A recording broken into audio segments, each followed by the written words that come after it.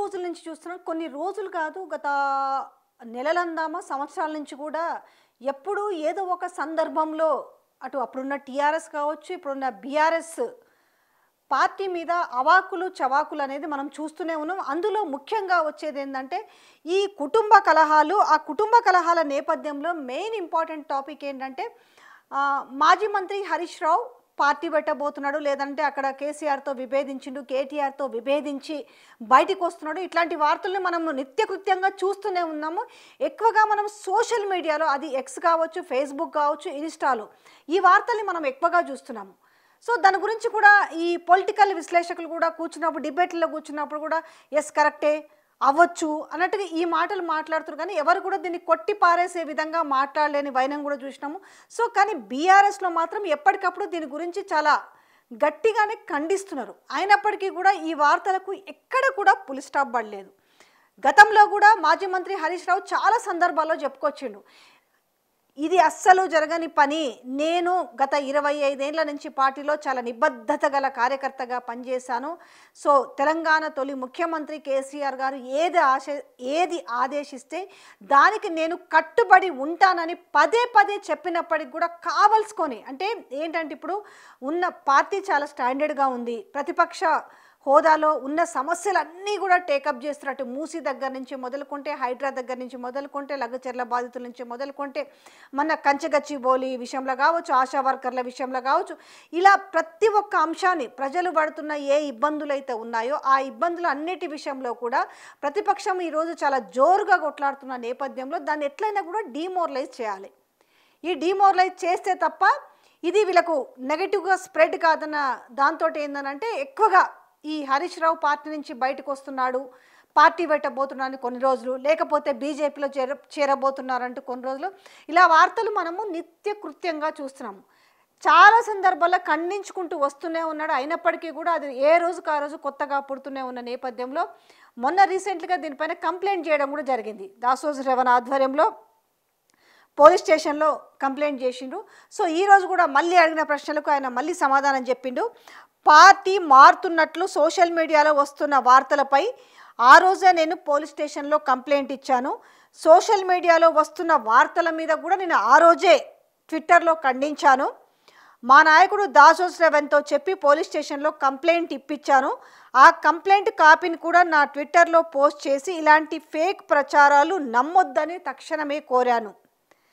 DGP గారు వీళ్ళ మీద చర్యలు తీసుకోవాలని కూడా కోరాను. కేటీఆర్కి నాయకత్వం అప్పగిస్తే, బాధ్యతలు అప్పగిస్తే నేను స్వాగతిస్తా.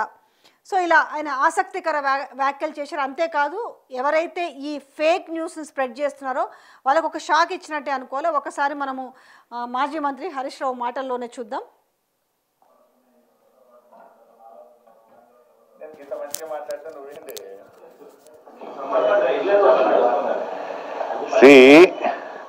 సోషల్ మీడియాలో వచ్చిన వార్తల మీద ట్విట్టర్లో నేను అదే రోజు ఖండించిన. 1, 2, చివరికి మా నాయకులు దాసోజు శ్రవణ్ గారు, ఎర్రోల శ్రీనివాస్ గారికి చెప్పి పోలీస్ స్టేషన్లో కంప్లైంట్ కూడా ఇచ్చి, ఆ కంప్లైంట్ను కూడా నా ట్విట్టర్లో పోస్ట్ చేసి ఇటువంటి ఫేక్ ప్రచారం నమ్మొద్దని తక్షణమే డీజీపీ గారు వీళ్ళ మీద చర్యలు తీసుకోవాలని చెప్పి కూడా నేను రాష్ట్ర డీజీపీ గారిని కోరిన విషయం కూడా మీ అందరికి తెలిసిందే కదా.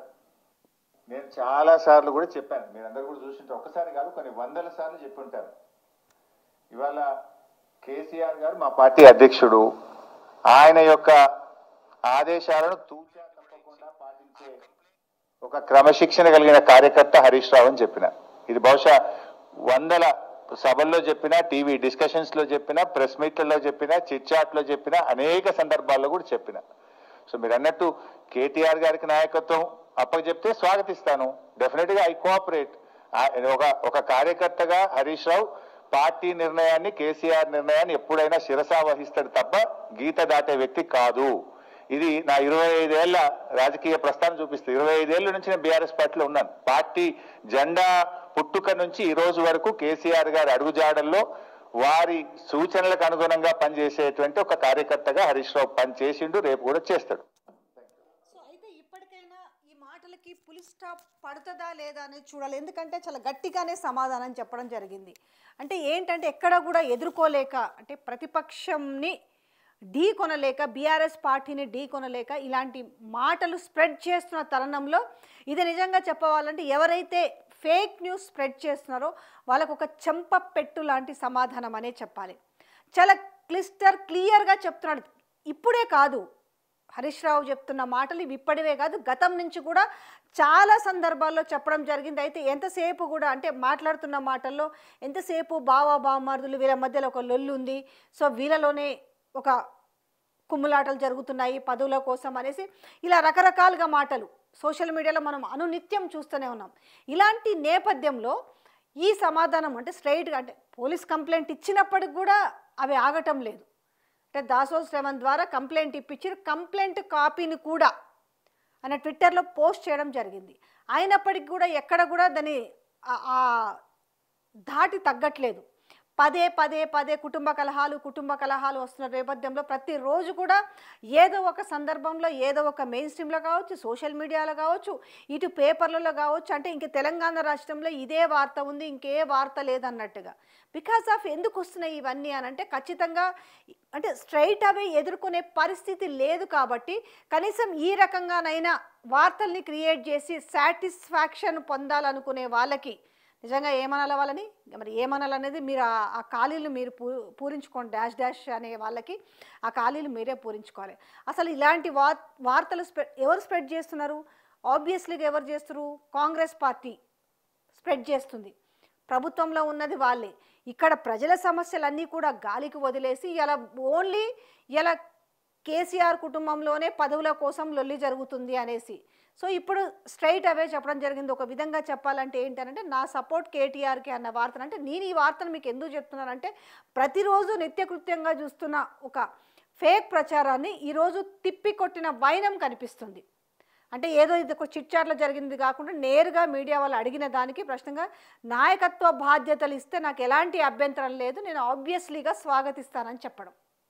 ఇలాంటి నేపథ్యంలో ఇక ఈ వార్తలకి పులి స్టాప్ పెట్టి జరుగుతున్న పాలన ఏ విధంగా చేయాలి, ప్రజల సమస్యలను ఏ విధంగా పట్టించుకోవాలి అనేసి కనీసంగా ప్రజల సమస్యలని సోషల్ మీడియా వేదికగా కనీసంగా దాన్ని పబ్లిష్ చేస్తే, కనీసం స్ప్రెడ్ చేస్తే జనాలకు అర్థమవుతుంది. అది కాకుండా ఎంతసేపు ఉన్నా కూడా పాలనని గాలికి వదిలి ప్రజల సమస్యల్ని గాలికి వదిలి వాటిని హైలైట్ కాకుండా ఇక్కడ ఒక చిన్న అంశాన్ని తీసుకొచ్చి, నిజంగా చెప్పాలంటే ఒక చిన్న అంశం, ఒకవేళ కుటుంబంలో ఏదన్నా ఇష్యూ ఉన్నా కూడా దాన్ని జనరల్గా అంతగా పట్టించుకోవాల్సిన అవసరం ఉండదు.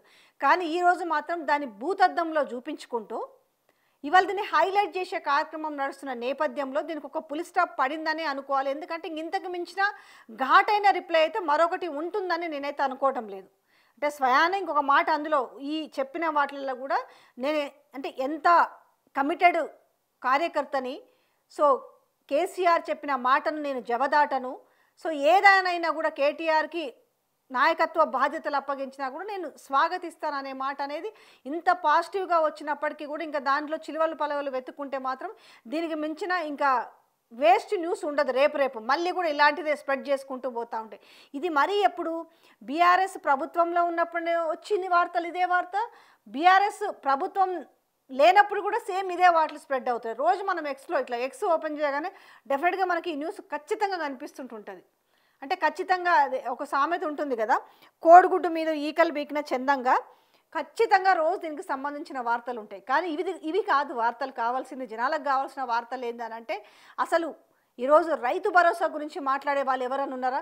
రైతు భరోసా అది నిరంతర ప్రక్రియ. ఈరోజు ఆయన చెప్తున్నాడు కదా, డిప్యూటీ సీఎం చెప్తున్నాడు కదా 18,000 కోట్లు కేటాయించినాము, ఇది నిరంతర ప్రక్రియ రైతు భరోసా అంటే ఎప్పుడు అంటే నిరంతర ప్రక్రియ వేస్తూనే ఉంటామని చెప్పారు. కానీ ఆ సీజన్ వైజ్గా లేకపోతే యాసంగి కావచ్చు, లేకపోతే ఇవి కాదు ఆ టైం ఎప్పుడైనా పోతుందా ఎప్పుడన్నా వస్తుందా కూడా ఇవన్నీ కూడా వాళ్ళకి సంబంధం లేదు. బట్ మేము మాత్రం ఇస్తామనే నేపథ్యంలో కానీ ఈరోజు వాటి గురించి మాట్లాడే వాళ్ళు లేరు. రెండోది ఇవాళ అమ్మాయిలకు స్కూటీలు ఇస్తారు, మహిళలకు 2,500 రూపాయలు అన్నారు, తర్వాత తులం బంగారం అన్నారు, ఇట్లా చెప్పుకుంటూ పోతే పెన్షన్లు 4,000 అన్నారు, ఇక చాంతాడంత లిస్టు ఉంది. ఇవన్నీ కూడా జనాలు ఎక్కడ మాట్లాడుకుంటారో దీని టాపిక్ని ఏదో ఒక టాపిక్ ఎప్పుడు ఉండాలి కాబట్టి ఈ టాపిక్ డైవర్షన్ జరగాలి. ఎందుకంటే వీళ్ళు ప్రశ్నించే విధానము ప్రజల్లోకి వెళ్తుంది. ఇటు కేటీఆర్ కావచ్చు, ఇటు హరీష్ కావచ్చు, మాట్లాడుతున్న మాటలు ప్రజలకు చేరువవుతున్నాయి కాబట్టి దీన్ని మొత్తం కూడా డైవర్ట్ చేయాలి. ఈ డైవర్ట్ చేస్తే ఏమవుతుంది, ప్రజలు దీని గురించి ఎక్కువగా మాట్లాడుకుంటారు. అవునా, నిజంగానే వాళ్ళ ఇంట్లో కుటుంబంలో గొడవలు ఉన్నాయంటున్నా, వీరిద్దరి మధ్యలో ఆధిపత్య పోరుందా అంటే ఇలాంటి డిస్కషన్స్ నిజంగా చెప్పాలంటే ఇవి తెలంగాణ సమాజానికి అవసరం అంటే ఏ మాత్రం కూడా తెలంగాణ సమాజానికి అవసరమైన మాటలు కానే కావు.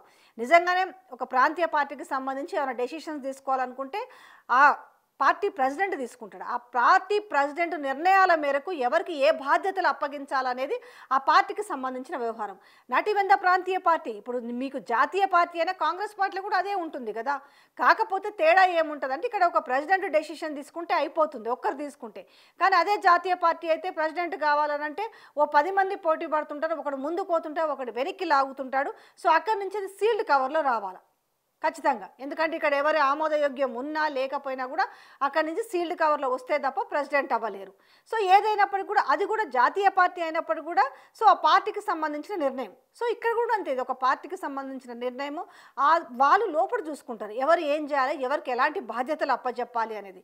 కానీ ఇదంతా కూడా ప్రజలకు అవసరమైన సబ్జెక్టు కాదు. ప్రజలకు అవసరమైన సబ్జెక్ట్ ఏంటిది, రైతులు ఏం గోసపడుతున్నారు, రైతుల గోసలు ఎవరు పట్టించుకోవాలి, ఇవాళ మహిళలు ఏం గోసపడుతున్నారు, విద్యార్థులు ఏం గోసపడుతున్నారు, నిరుద్యోగులు ఏం గోసపడుతున్నారు, ఆర్టీసీ కార్మికులు ఏం గోసపడుతున్నారు, ఇట్లా రకరకాల వర్గాలకు సంబంధించిన సమస్యలని ఈరోజు సాల్వ్ చేయడానికి ప్రభుత్వం ముందుకు పూనుకోవాలి. కానీ ఈరోజు సోషల్ మీడియా వేదికగా ఇలా కాంగ్రెస్ ప్రభుత్వం చేస్తున్నది ఏంటంటే ఇల్లు అందరినీ అందామా, లేదంటే ఏ ఒక్కరినో ఇద్దరినో ఉద్దేశించి మాట్లాడాలి అంటే అది కూడా మీకే అర్థమవుతుంది. ఎవరు దీన్ని స్ప్రెడ్ చేపిస్తున్నారు పొద్దున్న లేస్తే.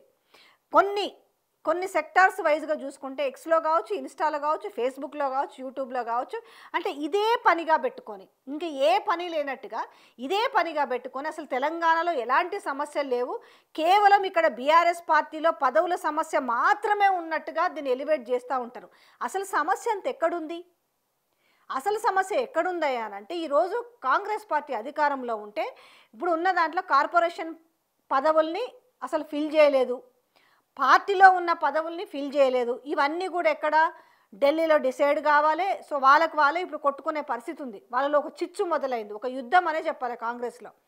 ఎవరికి మాకు అవకాశం వస్తుందా, మాకు ఏ పదవి వస్తుందనే పదవుల కోసం ఇప్పుడు వెంపర్లాడుతున్న వైనం కనపడుతుంది. సరే మనం వెంపర్లాడుతున్న మాట కూడా వాడకూడదు. సరే మనము క్యాబినెట్ విస్తరణ పక్కన పెట్టినా కూడా కార్పొరేషన్ పదవులు కావచ్చు, ఇంకేమైనా నామినేటెడ్ పోస్టుల కోసం అరే ఇన్నాళ్ళు జెండా పట్టుకొని మోసినాం కదా, మనకు కూడా ఏదో ఒక అవకాశం ఇస్తే బాగుండు అనేసి వాళ్ళలో వాళ్ళు ఇప్పుడు రంది పడుతున్న వైనం. అది సాల్వ్ కావాలి వాస్తవానికి. కానీ అదిష్పెట్టి ఈడ బీఆర్ఎస్ పార్టీలో ఏం జరుగుతుంది, బీఆర్ఎస్ పార్టీలో ఎవరికి ఏ ప్రాధాన్యత ఉంది, ఏ ప్రాధాన్యత లేదు అనేసి ఉన్నదాన్ని తెలిసి తెలియక వాళ్ళకి ఏదో పెట్టాలనే ఒక ప్రయత్నం చేస్తే ఆ పెట్టాలనే ప్రయత్నంని ఈరోజు తిప్పికొట్టిన పరిస్థితిని మనం చూడొచ్చు. ఇంకా మళ్ళీ మాట్లాడకుండా మళ్ళీ సమాధానం రాకు అంటే ఇంకా మళ్ళీ ఊక చెప్పం రాబాయ్, ఇది ఆల్రెడీ కేసు పెట్టినాము. నేను ఆ రోజే ట్విట్టర్లో పోస్ట్ చేసినాను ఎక్స్ వేదికగా. దాంతోపాటుగా కంప్లైంట్ ఇచ్చిన కాపీని కూడా పోస్ట్ చేయడం జరిగింది. మీకు నేను స్ట్రైట్గా సమాధానం ఇచ్చాను. ఇప్పుడు కూడా అదే చెప్తున్నాను, నేను స్వాగతిస్తాను. సో ఏ బాధ్యతలు కేటీఆర్కి అప్పచెప్పినా కూడా ఖచ్చితంగా నేను స్వాగతిస్తాననే మాట చెప్పిండ్రు కాబట్టి సో ఇలాంటి వాటికి ఒక పార్టీలో జరుగుతున్న అంతర్గత విషయాలకు సంబంధించిన విషయాలు కాకుండా ఈరోజు దేశంలో సమస్య జరుగుతుంది, దాని గురించి మాట్లాడుకుంటే బెటర్ కదా. అసలు ఈరోజు ఎందుకు వెనక్కి తగ్గింది యుద్ధం అనేది, సో ఏం జరిగింది, నిజంగానే మోడీ ట్రంప్కి భయపడ్డా లేకపోతే ఇంకేం జరుగుతుంది. ఇవాళ ఎంత పెద్ద విషయం చెప్పు, కర్రెగుట్టలో ఈరోజు మావోయిస్టుల మీద వీళ్ళు చేస్తున్న కూబింగ్ కావచ్చు, వీళ్ళు చేస్తున్న చర్యకు ఎంతమంది బలైపోతున్నారు, అమాయకులు కూడా బలైపోతున్నారు. కానీ ఇలాంటివి బయటికి రావట్లేదు. ఎంతెంతమంది చచ్చిపోతున్నారు అనేది అంటే గిరిజన బిడ్డలు ఎంతమంది గిరిజనుల బలవుతున్నారు అనే విషయాన్ని కూడా బయటికి రావు. ఈరోజు రాష్ట్రము దివాలా తీసిందన్న నేపథ్యంలో అసలు ఏ వర్గాల రియల్ ఎస్టేట్ అయితే గోస పడుతుంది.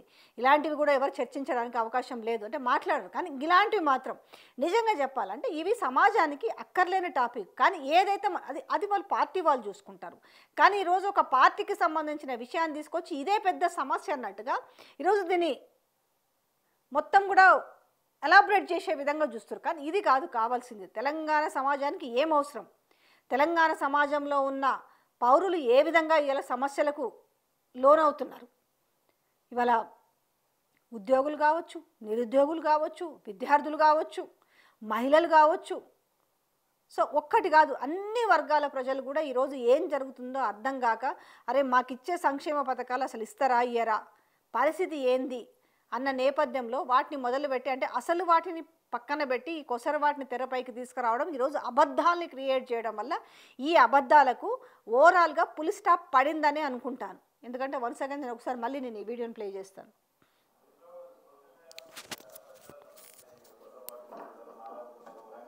నేను ఇంత మంచిగా మాట్లాడితే నువ్వేంది?